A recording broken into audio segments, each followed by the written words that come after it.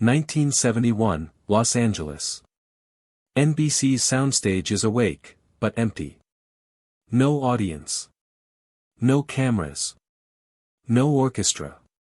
Only cables on the floor, ladders scraping concrete, the low hum of equipment that hasn't been tuned yet. On stage, a man hums a line to himself. Quietly. No melody anyone would recognize. Just a voice filling space that isn't meant to listen yet. Above him, an electrician pauses his work. Mid-40s. Sharp tongue. Seen too many stars to care about another one. He listens for a second longer than needed, then lets out a short laugh. Not loud. Not cruel. Just careless. So that's Dean Martin, he says. Sounds like a drunk bartender at 4 in the morning. The words hang. A few technicians freeze. Someone stops coiling a cable. No one laughs back. Because Dean Martin is standing only a few steps away. And he heard every word. He doesn't turn around. Doesn't react. Doesn't smile. He simply stays where he is, silent, still, as if the moment never happened. And that silence is the mistake. Because what follows won't be loud. Won't be public. Won't look like revenge. But by the time it's over, one man's understanding of a voice, and of himself, will never be the same again.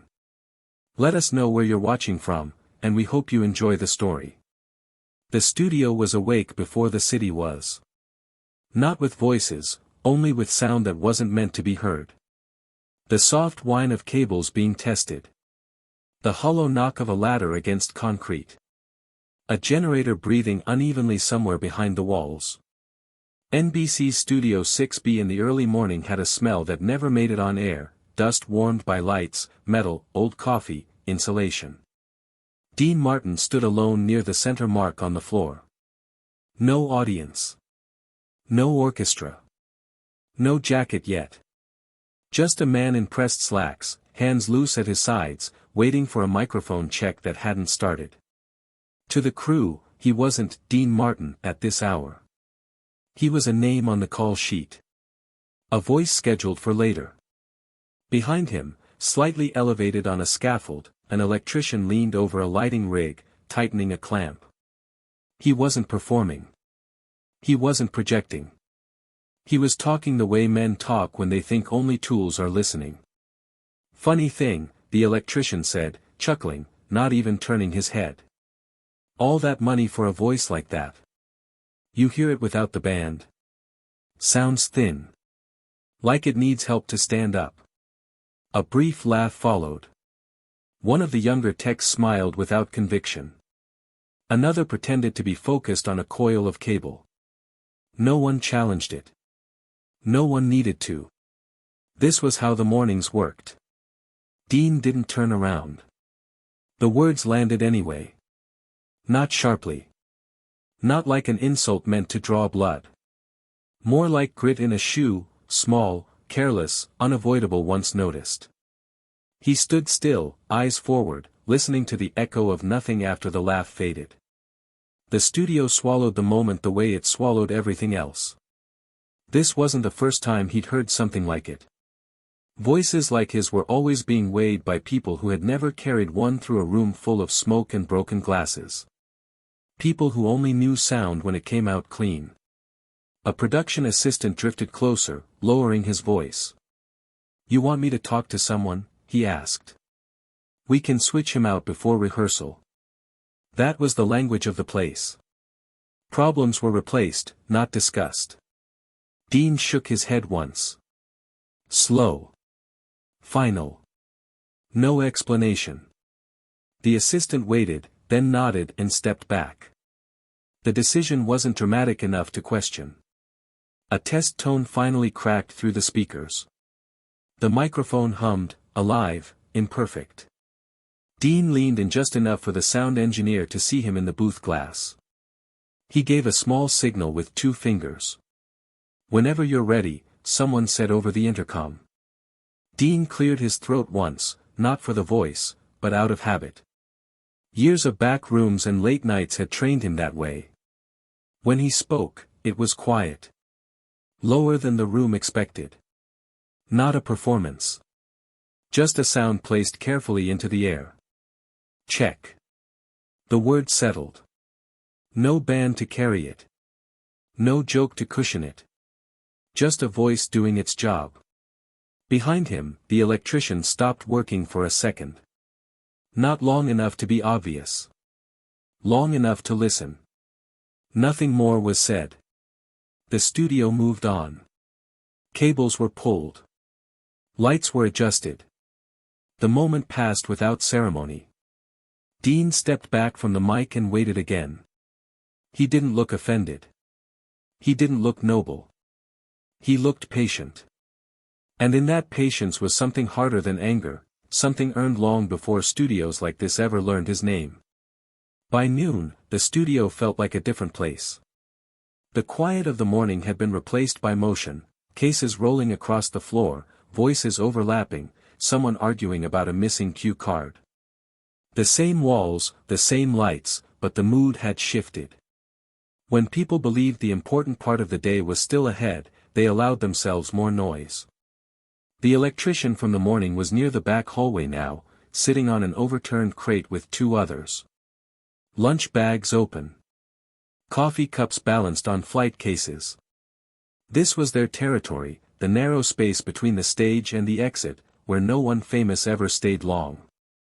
"You know who that was this morning," he said, lowering his voice just enough to feel discreet. "Martin. The singer." One of the men raised an eyebrow. "Yeah. So nothing," the electrician replied, smiling. "That's my point. You strip the orchestra away, it's all smoke. Guy barely holds the notes. Real soft. Hides behind strings and brass. That's the trick." The story came easier now. With each sentence, it found better footing. He added details that hadn't been there before, how the sound wavered, how the mic supposedly carried him. No one checked the facts. In television, confidence often passed for accuracy. A stagehand laughed. "That's half of them." "Half?" the electrician said. "Most. They don't sing live anymore." "Not really." Down the hall, a door closed quietly. One of the musicians had stopped to adjust his jacket near the corner. A man who'd played behind legends and watched reputations form and break in silence. He heard the name. He heard the tone. He didn't step in. It wasn't fear. It was something closer to habit. In this business, survival depended on knowing which battles cost more than they gave back. Words traveled fast. Loyalty didn't. The musician finished adjusting his cuff and walked away. By early afternoon, the comment reached the wrong desk. A producer flipped through his notes, then paused. "Who said that?" he asked, not looking up. The assistant hesitated. Names were currency. One of the electricians.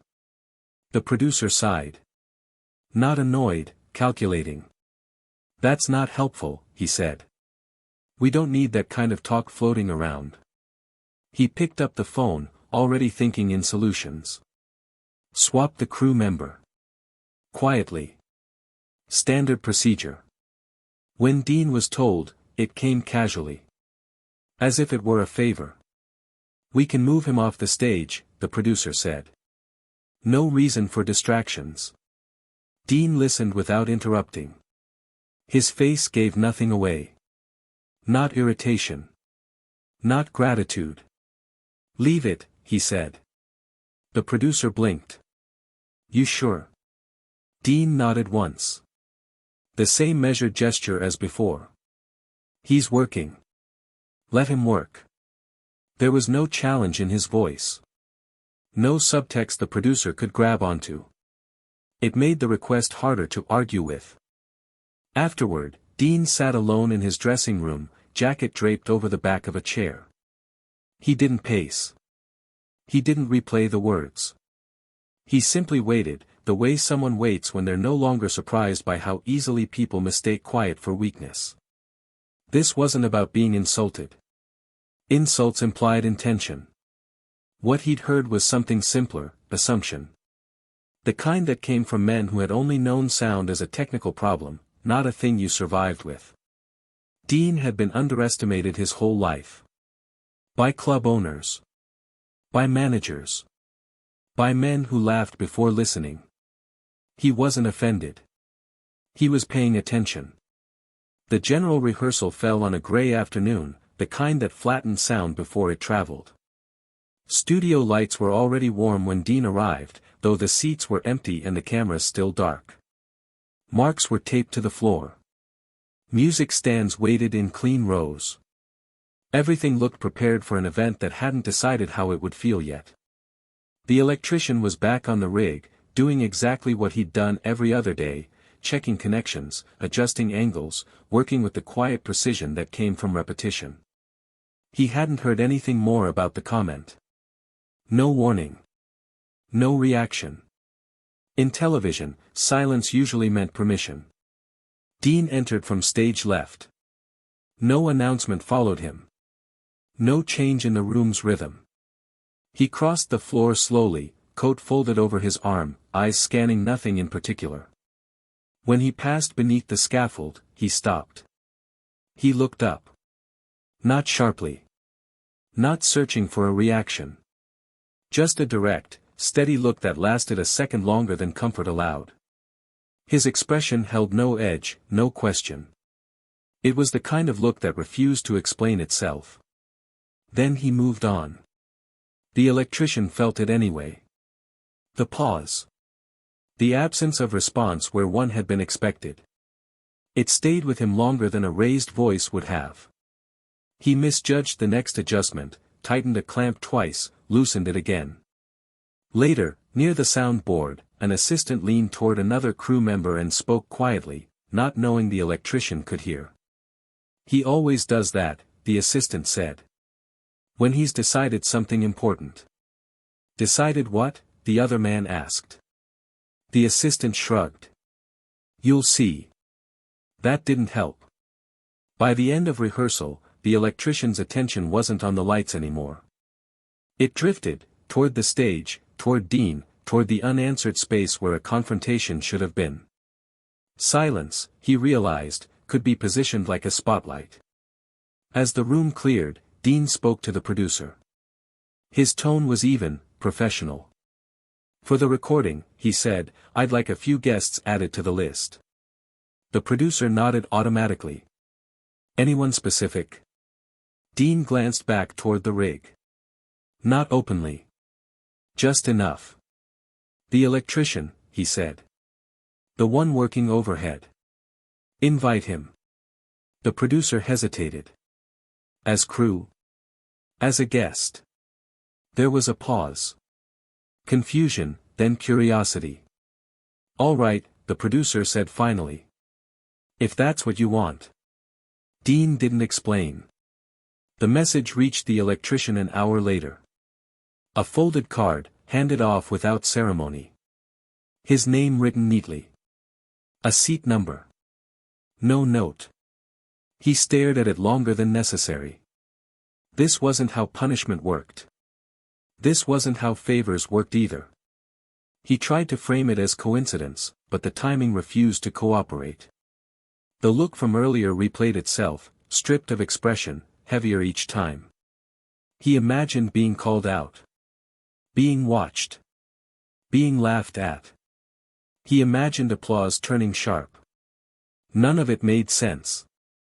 That night, as he locked up his tools, the card was still in his pocket.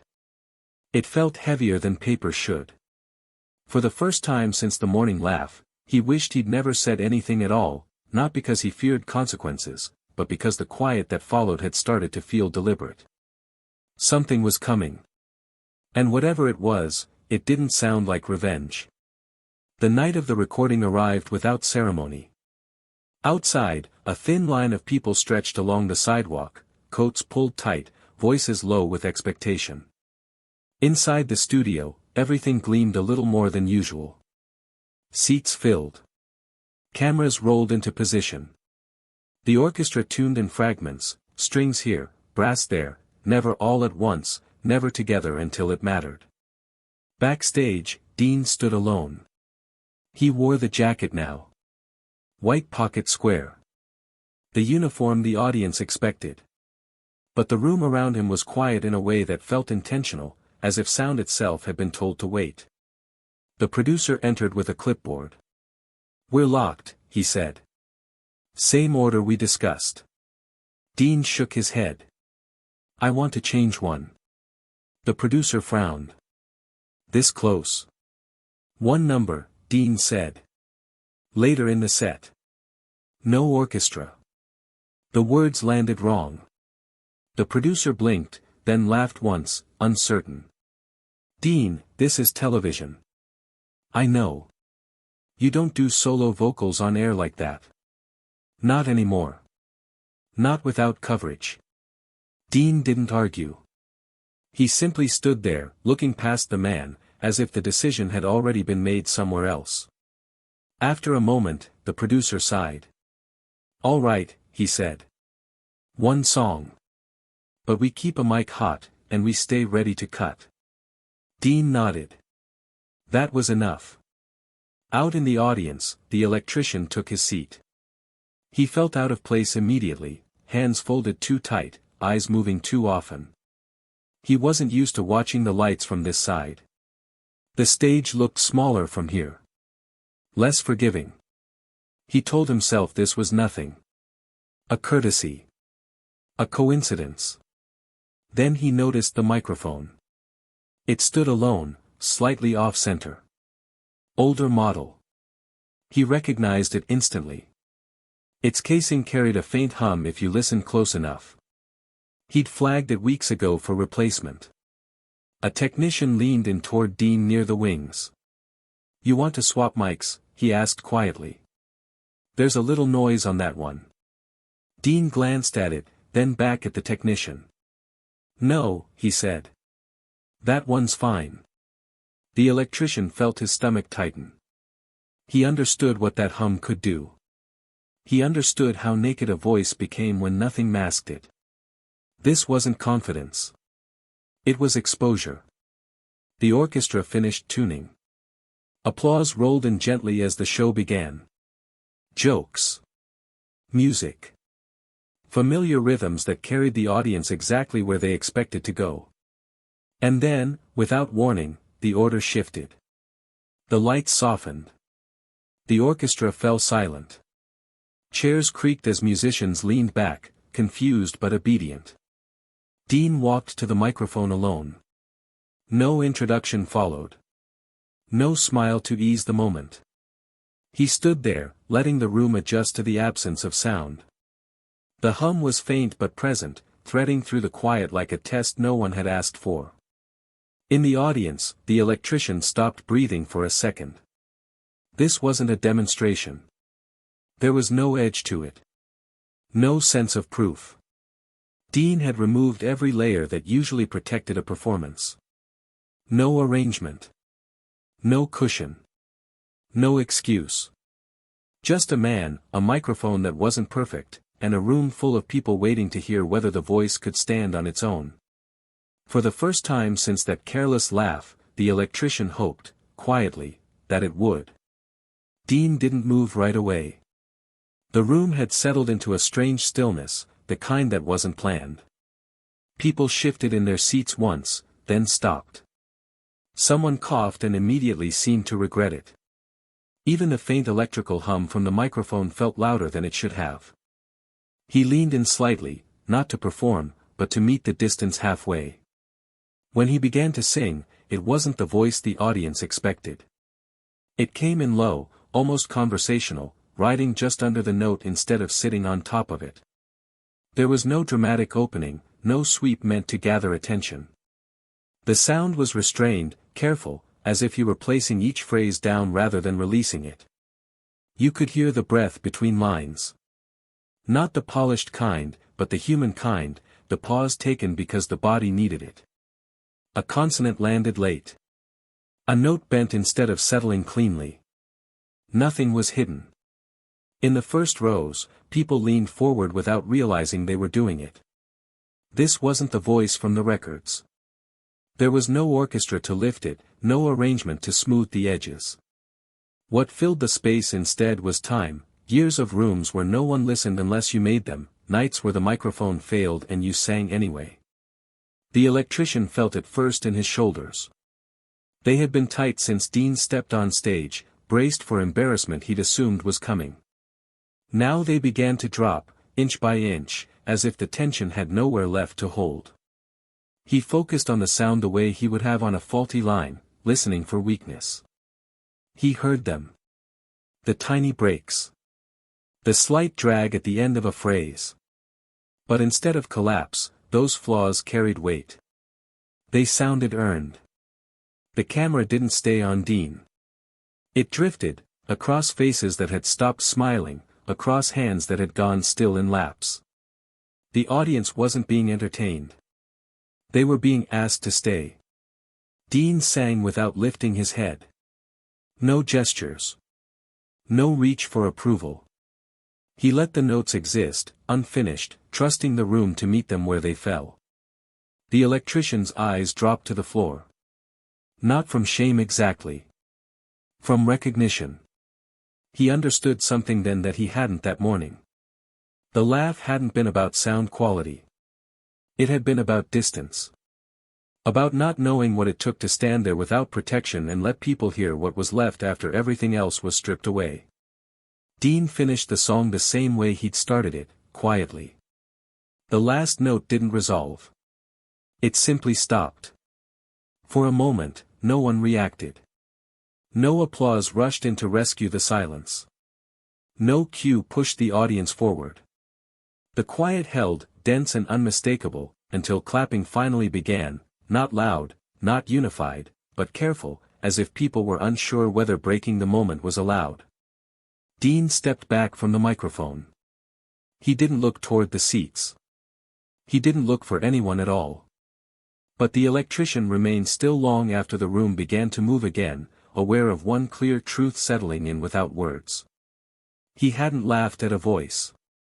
He'd laughed at something he'd never taken the time to hear. The applause faded unevenly, like rain stopping street by street. When the final segment wrapped, the audience filed out with the soft restlessness of people returning to themselves. Coats were lifted. Voices returned in fragments. The spell dissolved without announcement. Cameras powered down. Red lights went dark. The studio emptied the way it always did, efficiently, without sentiment. Overhead, work resumed. The electrician was back where he belonged, hands moving by muscle memory, lowering cables, checking connections, restoring order to a space that had briefly pretended to be something else. The stage lights cooled. Their heat lingered, but the purpose was gone. He told himself that was it. No confrontation. No explanation. No reckoning. Just another show added to the archive. "Hold up," someone called quietly. He turned. One of the floor managers gestured toward the stage. "Dean wants a word." The electrician's first thought was procedural. Something technical. A question about the mic. His second thought arrived half a second later and carried weight. He wiped his hands on a cloth and followed. Dean stood near the edge of the stage, jacket off now, sleeves rolled once. The room around them felt larger without the audience, stripped back to concrete and steel. Their voices would carry whether they meant them to or not. But Dean spoke softly. "You ever work in a club," he asked, "where the lights go out before the people do?" The question landed without preamble. No accusation. No setup. The electrician hesitated. "Once," he said. "Long time ago. Jersey. Sound was terrible." Dean nodded. "They usually were." He leaned against a chair, not facing the man directly. "Places like that," he continued, "you learn something quick. If they can't hear you, they'll decide who you are for you." The electrician waited. He didn't know what he was being asked to supply. No monitors, Dean said. No clean mics. Sometimes no mic at all. You sing anyway. Not because it sounds good. Because stopping doesn't fix it. There was no pride in the words. Just fact. The electrician swallowed. He'd expected a lesson. Or a line drawn. Instead, he was being told a story that didn't need him in it. Dean glanced at the darkened seats. People think a voice is something you're born with, he said. That's the easy part. Silence stretched. Not uncomfortable. Just honest. I heard what you said, Dean added, finally. No emphasis. No edge. The electrician tensed, ready for the rest. But it didn't come. Dean straightened, slipping his jacket back on. Doesn't matter, he said. You were listening the way you know how. He extended a hand, not formally, not casually. Just there. The electrician shook it. His grip was steady, though his chest felt tight in a way he didn't recognize. Good work tonight, Dean said. Then he walked away. No warning. No verdict. Just footsteps fading into the service corridor. The electrician stood alone in the half-lit studio, surrounded by equipment that suddenly felt louder than before. He had waited for judgment. What he received instead was something harder to name, and harder to forget. The call came 3 days later. Not from the studio floor. Not from anyone whose voice he recognized. It was an administrator, careful and neutral, asking him to come upstairs before his shift officially started. He already knew what it meant. Men didn't get summoned without warning in this business unless something was ending. He wore the same work shirt, folded the same rag into his back pocket, and walked the hallway with the slow certainty of someone rehearsing an explanation no one would ask for. The office was small. Clean. A desk, 2 chairs, a window that didn't open. The administrator didn't ask him to sit. We're updating contracts, she said, sliding a folder across the desk. You've been reassigned. Permanent status. He blinked. Once. She continued, still reading from the page. Rate adjustment. Benefits included. Effective immediately. He didn't touch the folder yet. There a reason? He asked. She paused, then nodded toward the last page. There's a recommendation. He opened it carefully, as if the paper itself might object. Most of it was standard language. Reliable. Technically precise. The kind of words that said nothing and did it well. At the bottom, written in a different hand, was a single line. Someone who knows the difference between noise and a voice. No signature was necessary. The administrator watched his face, then softened. That's all, she said. He nodded and left without speaking. Weeks passed. Work filled the space where questions might have lived. Shows came and went. New faces arrived. Old ones stopped showing up without explanation. The studio kept moving, as it always had.